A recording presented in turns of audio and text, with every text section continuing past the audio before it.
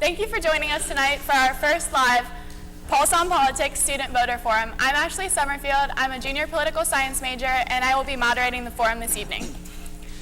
The 2016 presidential election is only a month away, and there are many hot topics that candidates and voters have been talking about. Tonight, we will cover three main categories, and I will ask each participant to share their thoughts before leading into a discussion on each topic. We will cover immigration, the economy, and the overall state of the country. We will begin with a short introduction from each participant, and I will ask them to share who they are planning to vote for in November and why. Jake, we'll start with you.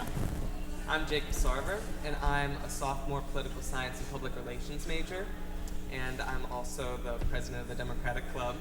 And I'm voting for Hillary because she is working for everybody to get us to a place where we not only feel stable in our economics, but safe in our environment. Hello, I'm Sarah Stubbs. I'm a senior double majoring in journalism and English literature. I'm the editor of our student newspaper on campus, The Pulse, and I'm here today representing the Democratic Party. I will be voting for Hillary Clinton on November 8th for several reasons, but three main reasons: the environment, women's health, and education. I am Logan Harrah, a senior finance major. I am with the Republican Party, and I'm voting for Donald Trump because I think he's the strongest option to lead our country. I think we got to be great again. I think he's the one that's going to lead us to do that. I'm Kate Bauer. I'm a senior double major in English and education, and I'm voting for Donald Trump in November because I think he has the best policy regarding education, and as an education major and a future educator, I believe that his policies truly reflect the way I feel as a voter. Okay, we're going to start with discussing the issue of immigration. So this first question, Kate will begin. Please explain how you would change U.S. immigration policies and why you believe immigration policies do not need to be changed, if that's true. I would change immigration policies immensely. I feel as though too many immigrants are allowed into our country without proper documentation, and I believe that that is truly crippling the status of our economy. Logan? Yeah, I'm pretty much with Donald Trump on immigration. I think he's got a lot to offer for this country. Obviously, he wants to build a wall, and he wants to make Mexico pay for it. Now, whether Mexico pays for it or not, I think it'd still be great to have a wall. Obviously, that doesn't shut down illegal immigration entirely, but I think it would definitely help. He wants to ban all Muslims from entering the country right now, and that's a soft topic, and that's understood. But with so much going on with terrorism, I think it's the best bet until we have a better screening process. Once the screening process is more advanced, then we'll go from there. But extreme vetting for now is what we got to go with.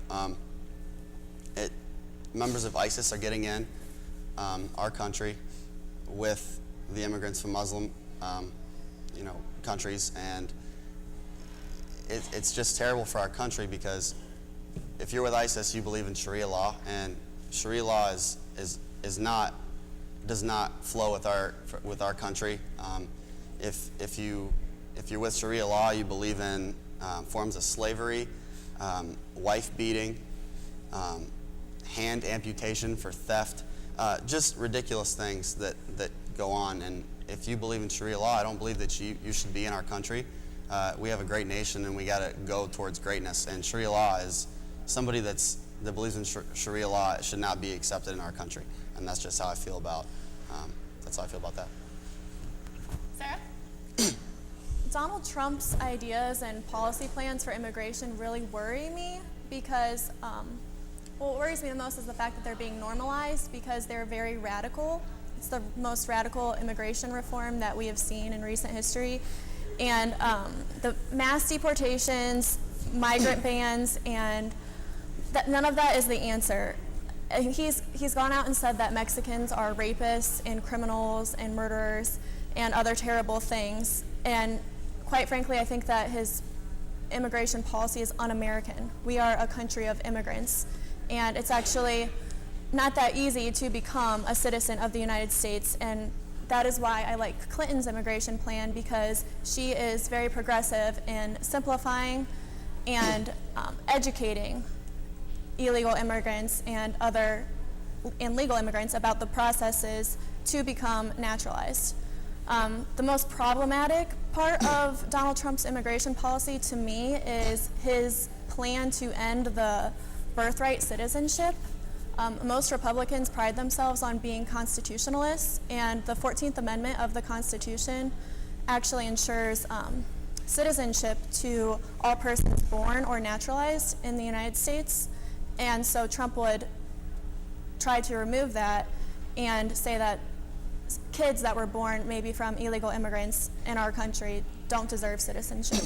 So I think that's really dangerous, and I think that Hillary Clinton's plan to invest in education and outreach and access to language classes will help strengthen our country and ultimately our economy if we're giving people these resources and are educated. A multilingual country is a successful country in the global economy that we have today.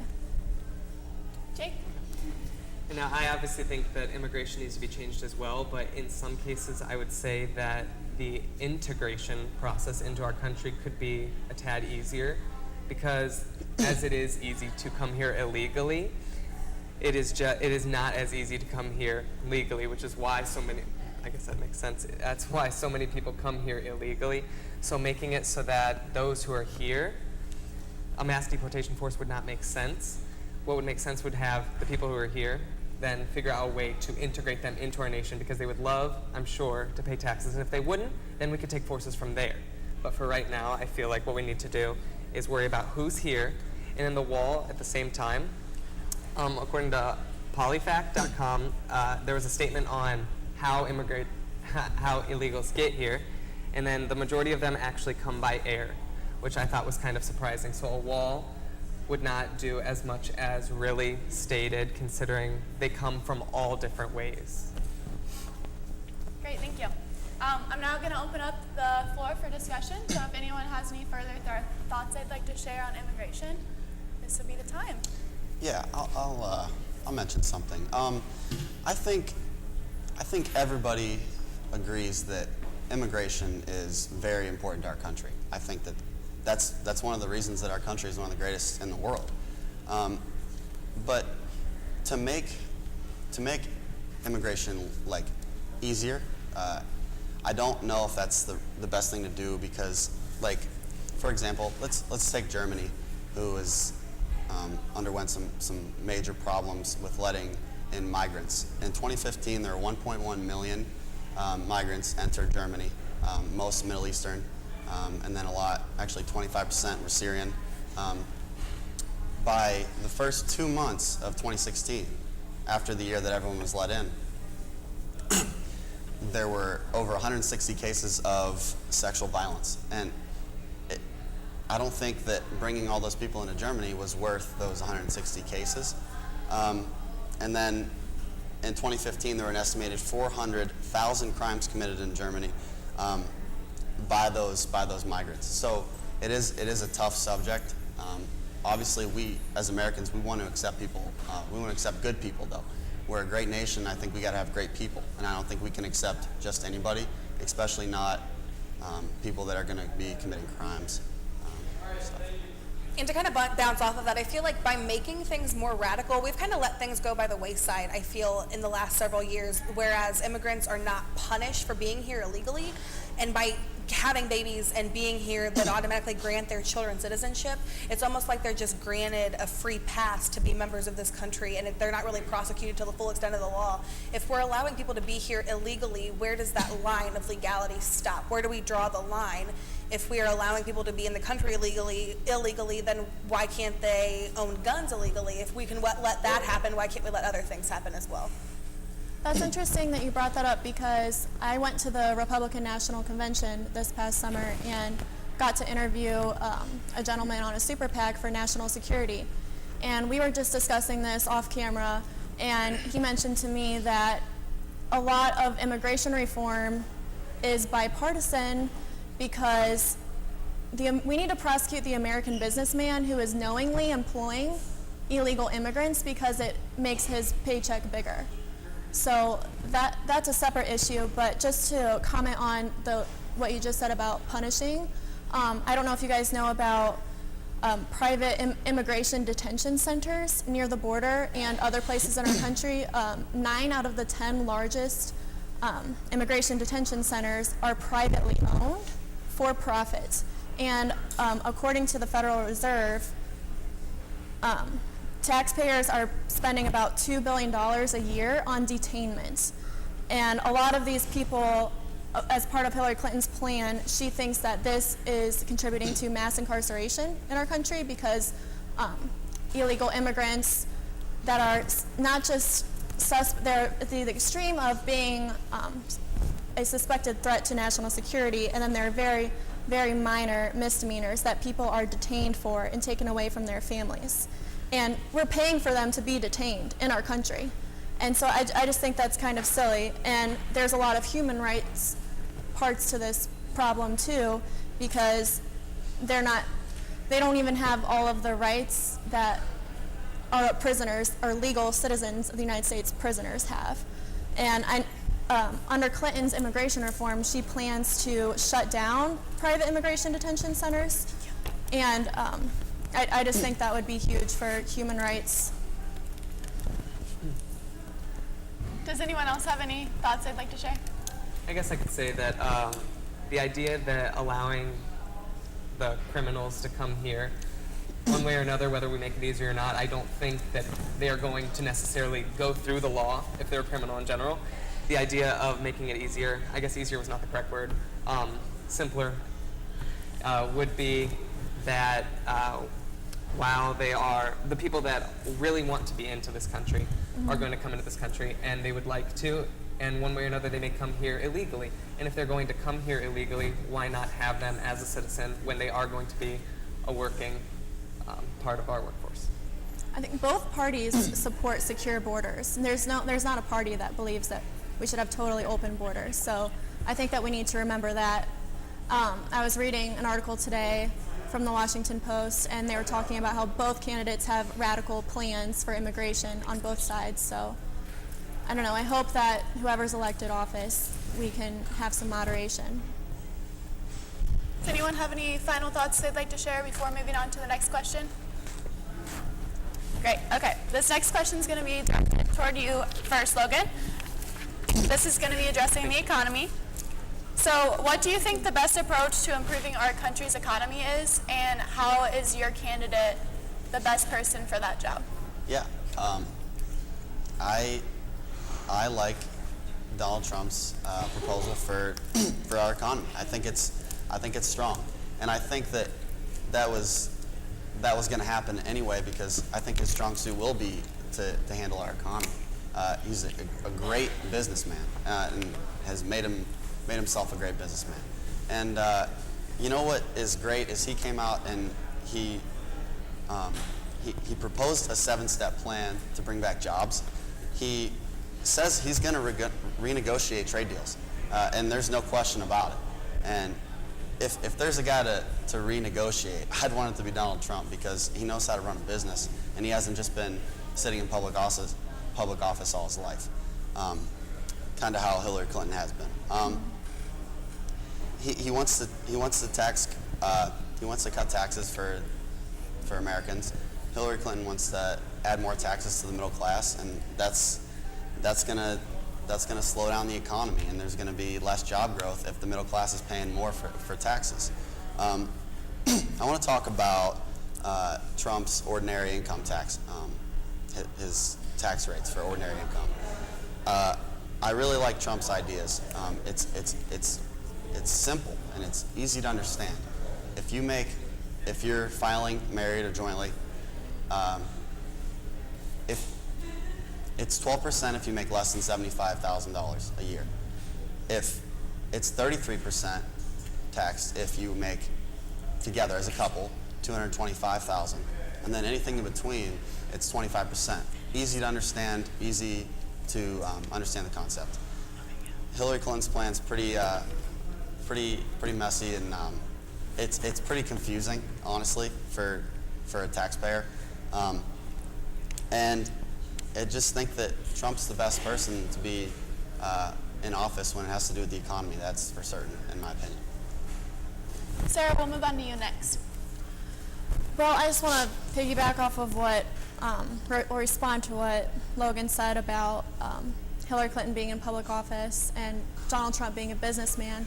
I think that's an excellent reason why Hillary Clinton should be our next president. She's worked her whole life for the public of the United States. She's been working for the citizen, for us. And Donald Trump has been a businessman collecting personal wealth and exploiting small businessmen, not paying them their fair shares. And just the comments that Donald Trump made when the candidates were debating last week about the economy, about taxes and the housing crisis really troubled me. I'm not sure why so many lower class or middle class citizens are supporting Donald Trump when he celebrated the housing crisis and hoped that it would happen, and said in the debate that's just business. Well, if he is representing the average American, the housing crisis was detrimental to the average American. We need fair tax brackets, and we need millionaires and billionaires like Trump to pay their fair shares. Trump made millions off of foreclosures for the housing crisis, and while that was happening, Hillary Clinton was working on creating a balanced budget for our country during her 2008 campaign. And also just his comment about not paying taxes makes him smart. I'm just curious about who is going to pay the taxes to build the wall or support the mass deportation force or renovate our third world country airports. So I'm wondering who's going to pay for that. Jake? Now, the way I always think of the economy is that with the middle and lower class, we usually donate our time to those who are a little more impoverished than us, and because we don't have necessarily the money to donate. Now, with those at the top, they don't necessarily have the time, so a little extra wouldn't hurt for them to donate some money. Now, I'm not talking anything punishing-wise. I'm just talking something that is noticeable for those to benefit those on the bottom, I guess. And with the idea of him being a good businessman, I guess the one thing that kind of struck me is that I'm not a fan of someone who stomps their way to the top. I'd rather have a leader necessarily than a businessman. Yeah. And Kate? I guess Donald Trump's policy really resonates with me because I feel like as a businessman, he understands the economy. As a career politician, Hillary Clinton has spent her entire life polishing the way she will look in office, whereas Donald Trump has been out in the workforce. He's built his way up to understand the way that these things take place. Along with the tax policy, I guess, to me, I feel like by taxing these million and billionaires higher, it's almost as though they're being punished for their successes. Why should they pay? They pay their fair share in terms of the percentage policy that Logan talked about just a little bit ago. They're still paying their taxes. It's not as though they're not paying at all. But why should they be scrounged to live as though they didn't earn their success? I don't know, that's about all I have to say on that comment. I'd like to talk a little bit about Hillary Clinton's plan for economic growth. I was originally, last year around this time, I was supporting Bernie Sanders, and what attracted me to him was his focus on income inequality in our country. And Hillary Clinton it seems as the election season has gone on that she has adapted some of his plans and ideas, and I really like that. She actually believes in cutting taxes for the lower and middle class citizens and small businesses. CEOs and businessmen like Trump are already jumping through every possible loophole to not pay their taxes. So they're not paying taxes the way that they should be.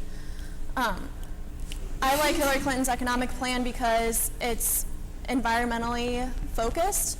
I don't want a president who thinks that climate change is a hoax created by the Chinese. I want a president who believes in science and wants to invest in science and wants to invest in infrastructure that is environmentally friendly. Hillary Clinton has an energy plan where she is budgeting $9 billion a year to repair oil pipelines, reduce carbon emissions, and actually fund health care and retirements for retired coal workers. I remember Donald Trump saying that he wants to put those people back to work, and I saw a very insightful video from CNN the other day about a small, old mining town in West Virginia, and they were interviewing this old miner, and he was explaining, we can't get all of our jobs back. The machines mine coal now. They're not men out there mining the coal. So it doesn't really make sense to say that he's going to put them back to work. We need to stop doing that and invest in other ways to create jobs, like repairing oil pipelines and public transportation, roads, things like that. Does anyone have any other thoughts they'd like to share? Yeah, just one quick idea. If we're going to tax the top 1% or whatever it is exactly, whatever it is, if we're going to tax them more money, well then we'll just say goodbye to the middle class jobs that we were trying to create. Because if that businessman at the top doesn't have money to spend means hire. If they don't have any money to hire, then where are you going to go from there as a company? And that's going to happen to every company. So it's better off to have that unequal pay. If everyone had $100, what's $100 worth? If we're going to go towards a socialism ideology, then our country is going to suffer. It's detrimental to the economy. You're eliminating a whole class worth of people. The people that are wealthy are the ones that are creating the jobs. People always think if you're wealthy, then you're a bad person, and that's not the thing. And the other thing is, Jacob, you mentioned you don't want somebody that's stepping all over everyone. Well, unfortunately, to get to the top, you can't be a pushover, and Trump's definitely not a pushover. He's definitely ignorant in some cases, and in many cases, but They both are. I mean, you can't say either candidate is not ignorant in one way or another, right? I mean, that's what it takes to get to the top. As an effective leader, you have to do what it takes to get to the top. I just find it, just to bring this up again, I find it disconcerting that he was hoping, as a businessman, you said you have to, you can't always be the nice guy to get to the top. Well, he was hoping for that housing crisis where we lost $14 trillion, a year's worth of economic activity in that crisis. And according to the Federal Reserve, it's estimated that 9 million people lost jobs and 5 million people lost their homes. So if Donald Trump was hoping for that, for his personal growth and wealth and development, what does he hope for our country? If he doesn't have to pay taxes, who does? That makes him smart. I have a huge problem with that, because I feel like, I don't think that the wealthy people are bad, but wealthy people know the ways to get around federal taxes, and we need socialist programs in our country. We have them. Social Security, libraries, public education. These are things that everyone benefits from, and we can still have our capitalist economy while having fair tax brackets and investing in these programs that are for the betterment of everyone.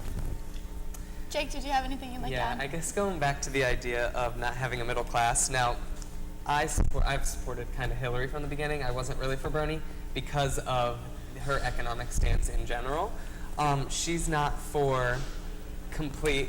When I saw Bernie's program, I guess I can't really speak for it. I didn't really look into it enough. I saw the idea of taking those down from the top, punishing them.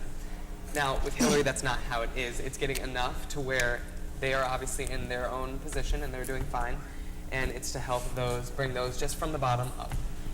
That was the only thing I kind of wanted to say. Did anyone have anything they'd like to add?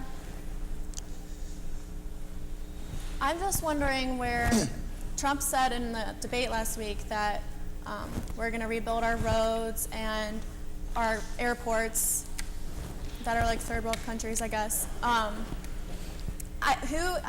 If we're dramatically cutting all the taxes, who is going to pay to budget these projects that he wants to do? That doesn't make sense. Hillary Clinton wants to invest in infrastructure as well, but that, but in a way that is environmentally focused. Like when we're investing in public transportation, that means less cars on the road, and that is contributing to her other goal of, what is it, by 2050? Yeah. 2050, no. It's working with Next Gen, Yeah. 2050, to have 100% clean renewable. Right. So I just like how her plans are long-term and not short-term. I don't want to go back 50 years. I want to move forward with the rest of the world. Yeah, I definitely think you need programs, and I definitely think you need taxes. I don't think there's a Republican that agrees that no one should pay any taxes, because that's going to build the roads and the bridges and everything that's falling apart. But here's a stat. Hillary Clinton wants to make the top 10 income earners pay, instead of what they are, 53% of all federal taxes right now, she wants to bump it up to 80% for the top 10. The top 10 percentile is going to be broke. And who creates jobs? Not the bottom 10%, the top do. And if the top are providing those jobs and things like that, we can't tax them everything, or else we're going to have no growth in our economy. In order for the economy to grow, people got to have money in their pockets. And if we're putting it all in, and if we're getting taxed up to, what is it? If there's a business owner that makes $5 million or over, Hillary Clinton's plan is to tax him or her 43.6%. Now, if any of us are the business owner of this and we make that amount of money, as far as taxes go, we're hoping Trump gets in office, because we're going to have 33% taxed and not 43.6. What does that mean? I have a lot more leeway of what to do with my cash. I can build business, I can grow, I can invest. All these kind of things you can do when you have extra cash.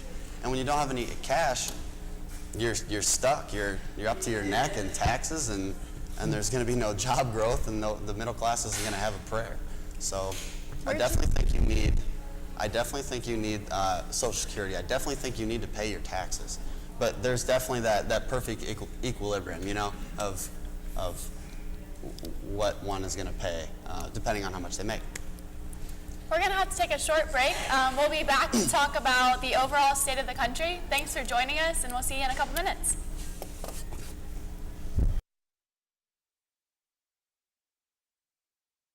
It takes less than 1 minute to find out if you may have prediabetes. You can do it here. But you probably won't. You're busy. Kids, work, show coming back in 48 seconds. So let's do this now. Hold up one finger if you're a man, women, 0. 3 more fingers if you're over 60, 2 over 50, 1 over 40. If you're not sure, keep in mind you're sitting on a couch right now, so 1 more finger if you're not very active. 1 finger if yes, 0 if no. 1 yes, 0 no. Next, find the body type that looks most like you and hold up that many fingers while I look around awkwardly. And that's it. If you're holding up 5 fingers or more, you probably have prediabetes. Sorry to be so blunt, but hey, you're busy. Just go to the site. Why do I choose Union Bank? Because they understand that I work hard for my money and deserve a reward, like Everyday Rewards Checking, a checking account that rewards you with a refund on your ATM charges. Plus, you can get paid cash rewards or great interest rate rewards just for using your debit card or paying a bill online, right from your phone or tablet. Stop by the Union Bank today and ask about Everyday Rewards Checking, or visit us online. Your community bank. Union Bank. Member FDIC. Logistics is proud to support UFTV and the Findlay Media Network. Watch Oiler basketball live on uftv.findlay.edu. Underwriting provided by Heavenly Pizza, 1404 North Main Street, Findlay, 419-423-7494. UF students get 10% off with ID. Why do I choose Union Bank? Convenience. At work, home, or out and about. I can check my balance from my smartphone, laptop, or tablet, and even deposit a check. I'll find convenient locations all across the region with a staff who cares, from my community, and a great network of ATMs. so there's always one close by. Visit theubank.com and see just how convenient your community bank is for you. Thank you, Omar. Member FDIC. To the topic of the overall state of the country, this first question is going to go to you first, Sarah. In your opinion, what are the most important challenges facing our country, and what are some things that can be done to improve upon those challenges? I think that our biggest problem right now in our country is our race relations and just cultural issues in general. The Black Lives Matter movement is constantly in the news. We need to have honest conversations about race, and we need to look at the facts about police brutality and the races it affects. I think that we need to demilitarize the police and move to community policing, and I think that would help our country a lot. There's so much division in our country, and with a president like Donald Trump, who's had a history of saying misogynistic and racist things, I think that will further deepen this divide in our country. So that's another huge reason I support Hillary Clinton, for all of the social reasons. Jake, we'll go to you next. Now, I think the biggest challenge is just the accepting and moving forward with climate change and moving into climate action. And now I was looking on both websites to try and figure out what both candidates had planned. And what I liked about Hillary is she plans on putting money into environmentally friendly infrastructures and to move us forward from there and to try to get us to clean energy completely. And what kind of was disheartening to me was to go to Donald's website, and because I knew that he had said that it was, or he tweeted that it was a hoax created by China, but I wasn't sure if there was something on his website possibly, but there was not. The only thing that I was able to find was the idea to encourage the use of environmentally friendly means of transportation and stuff like that, but I don't think encouraging of anything is going to do something. It's the idea of moving forward, investing in it, and to that effect. Kate? To bounce off of Sarah's idea of the misogynistic ideas that Donald has said, I read a quote one time that really resonated with me. I'm more afraid of the things that Donald Trump, or that Hillary has done than the things that Donald Trump has said. That truly resonates with me. You can talk all you want. I mean, the fact that she has acted upon her actions, the things in Benghazi, the email scandal, those are actual tangible things that she has done in her career and in her lifetime that truly frighten me as an American. But then to bounce off on the idea of what I like most about his policy, I'm going to be a teacher. So the idea that education should truly belong to the ideas of the state really sticks with me. Common Core is not a good concept for anybody. It does not help schools. It is not a good way of teaching. I've seen the Common Core standards. It eliminates any teacher freedom that they're given in the classroom. You're given a script that you are to read to your students, and I just don't think that's a good way of teaching kids to be creative and to be thoughtful and to care for one another by a textbook script that you're teaching out of. Logan? Most important challenge to me is terrorism. I think it's the most important thing that's going on right now. I know that in between these two candidates, it's a huge difference. It's crazy the different opinions on it. Donald Trump wants to tighten up the restriction on immigration, and he calls radical Islamic terrorism, and he's not scared to say what it is. And it's not that it isn't that, it is. And the Obama administration, President Obama, Secretary Clinton are very timid, or will totally refrain from even mentioning radical Islamic terrorism as if it's just not happening. And that's very scary to me as a citizen of the United States of America, because it's happening, and it's happening all over the nation. I wouldn't vote for someone who is afraid to hurt terrorists' feelings by calling them what they are. That's just how it goes for me.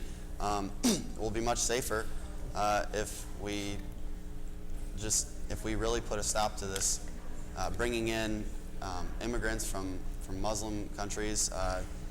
They have a history of exporting terrorism. Let's not be the one to import it in. Okay, I'm once again going to open up the floor for discussion, so if anyone has any thoughts they'd like to share about what issues our country is facing right now.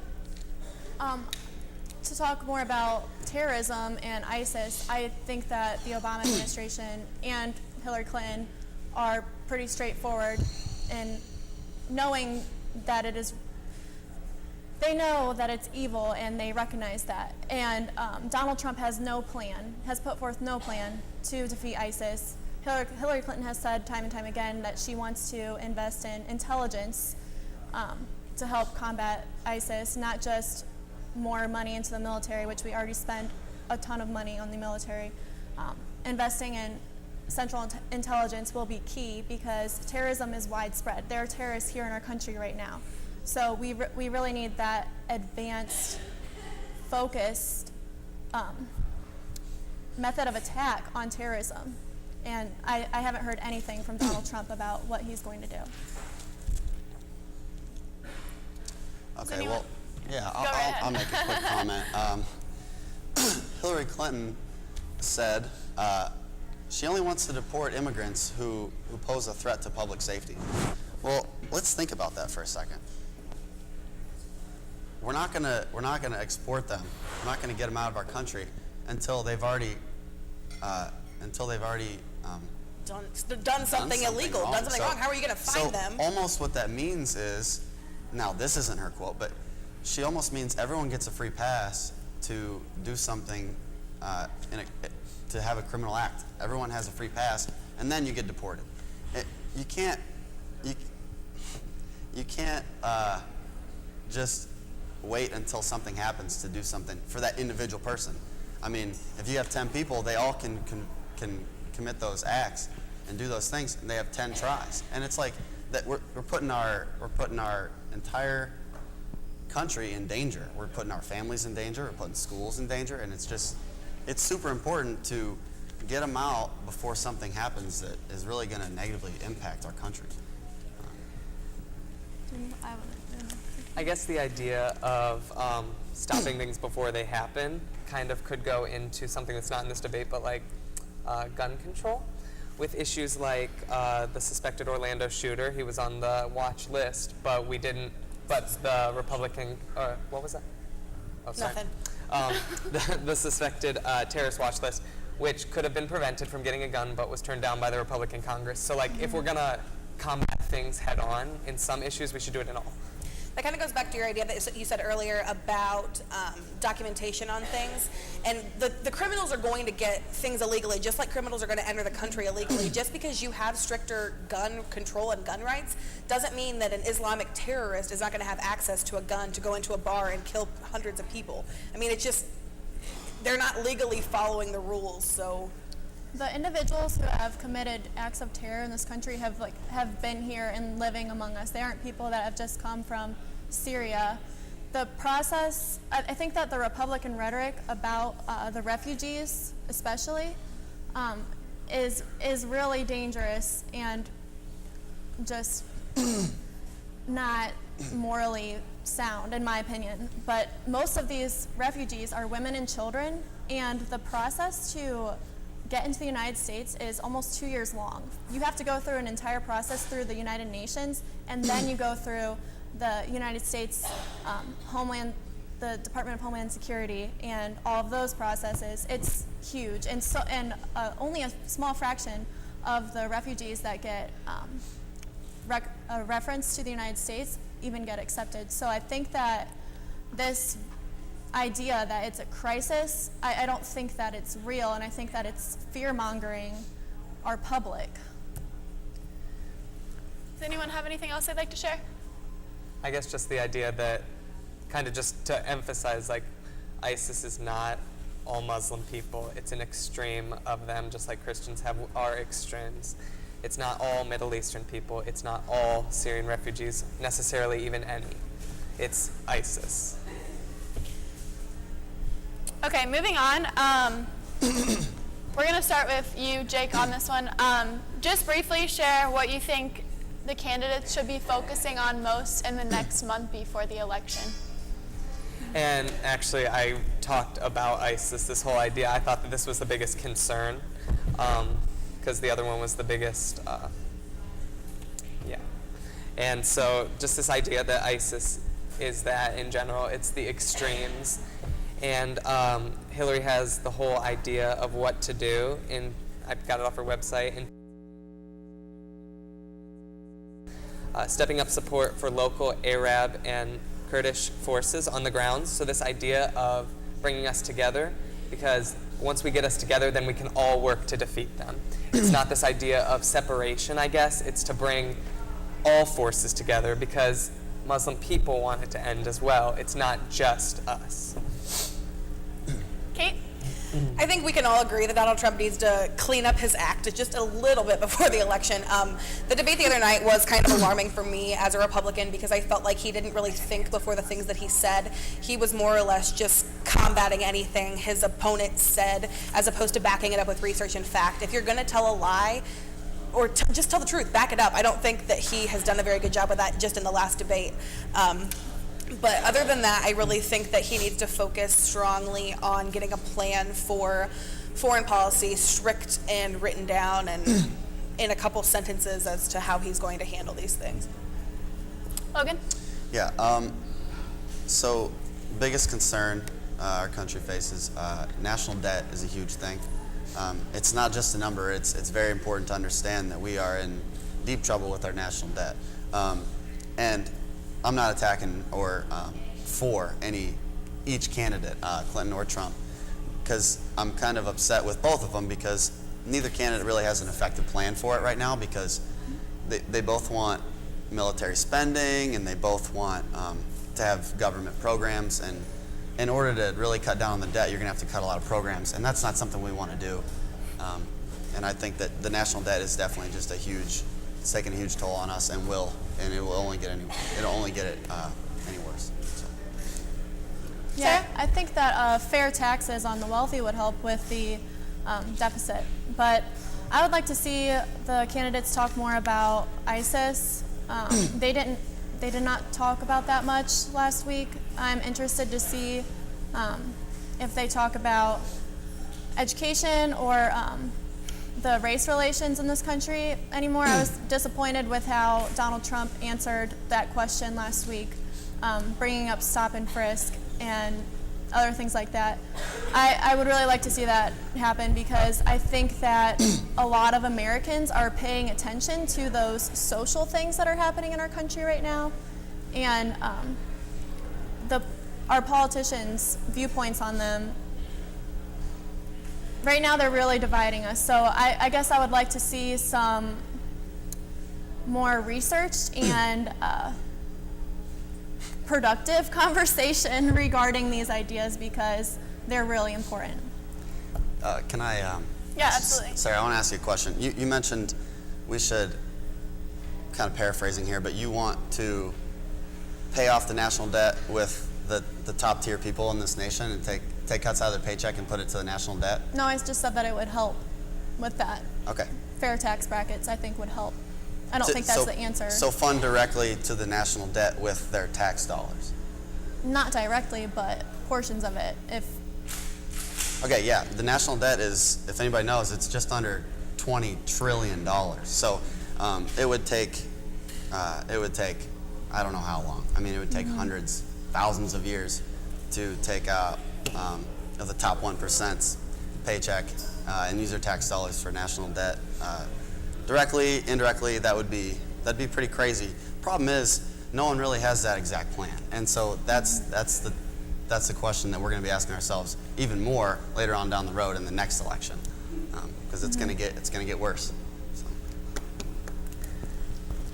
And then actually, with the national debt being the most important thing, I guess, under the Obama administration, the deficit for the year has actually started to decrease in his time in presidency, which, obviously it's not going to go away. We can't get the debt away with someone's presidency, but what we have put into it during his presidency has started to go down. We haven't heard much from either candidate, honestly, about the deficit, and a lot of everyone's favorite way to support Trump is to say that he's a businessman and he's going to get our economy going, but we've seen over the last couple days of news about his tax returns that he was rather reckless and careless in a lot of his business. So that worries me if he's going to act like he's serious about attacking the national deficit. Any final thoughts on this issue? Great. Okay. One final question. As college students, we're often asked kind of what our most important issue is. So just briefly, if you guys don't mind sharing personally what the most important issue is for you as a millennial, as a college student. 3 of you about to be graduating and entering the workforce. So Jake, we'll start with you on this. I guess truly it goes back to my the biggest challenge is climate and climate change. That is my biggest concern and what I really want to fight for. This idea that we want to leave the country and world better than we left it. And as of right now, up to this point, we really haven't. And that's why I think Hillary could move us forward in that aspect 100%. I would second that. I'm nervous that if Donald Trump were to win the presidency, of who he would appoint to the Supreme Court, I think that it would put us back several years. We're already behind a lot of European countries when it comes to clean energy and climate change. That's totally huge for me. And like Jacob mentioned earlier, Trump doesn't even have a plan for it because he doesn't believe in it. He thinks that it's naturally happening and that nothing man-made is contributing to climate change, which is absolutely ludicrous. But the other issue that is really important to me as a millennial and a college student is women's health. I think that I like Hillary Clinton because she supports Planned Parenthood. She fights for women's right to health care and a woman's right to choose. So I think that those are huge for me too. Logan? Yeah, I want to hear in the next month more about policy. I think we can all agree with that. And if you don't, please disagree. But I think every voter, no matter what age, no matter what race, no matter what sex, you want to hear more about policy. And I don't think that anybody really enjoys the nasty commercials and things like that. All the negative stuff in the last month, if I could get rid of all that, I would. But I want to hear more positive things about their own campaigns instead of attacking each other, because let's be honest, they've been attacking each other for a long time now, and I just want, unfortunately it probably will not happen, but I definitely want them to get down to being positive about their own campaigns instead of negative about each other's, because we want to hear more about policy. Kate? I think the most important thing for me, and I can speak for all of us, I'm sure, getting a job once I graduate. If the status of the economy does not suit the fact that I'm going to get a job, that terrifies me, which correlates for me to education because I am going to be a teacher. And I think those policies do correlate because we're preparing kids for the workforce. Once they graduate high school, they can either choose to go to college or choose to go to the workforce. And if they don't have the means necessary to get a job after college, that truly shrinks on the concept of the American dream. If you can't graduate and get a job after college, then what's the point? So I think that's we all want jobs. Great. We have a few minutes left. If anyone wants to share any final thoughts, talk about any other issues, this would be the time. So I'd like to talk about education a little bit more. Absolutely. I know, Kate, you said that's one of your primary reason for voting for Trump. I'm actually really attracted to Hillary Clinton as a candidate because of her policies that she has in the works for public education. I believe that public education is a civil liberty and a right, not a privilege. I think that we need federal mandating of our education system for the whole entire betterment of our country. A lot of states don't even teach sex education.